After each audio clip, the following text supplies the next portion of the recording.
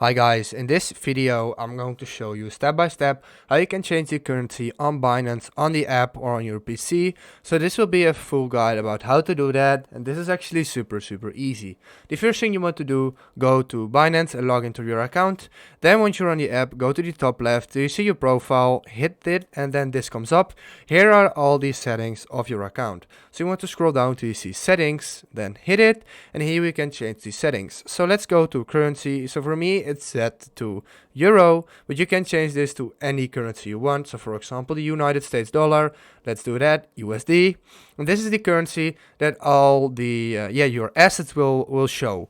Here are the payment currencies. So if you live in European Union, as I do, it's default euro, but you can also change this if you want to. So let's do USD as well. And boom, now we successfully changed our currency on the Binance app on our account. If this video helped you out, please leave a like, please subscribe, and see you next time. Have a good day.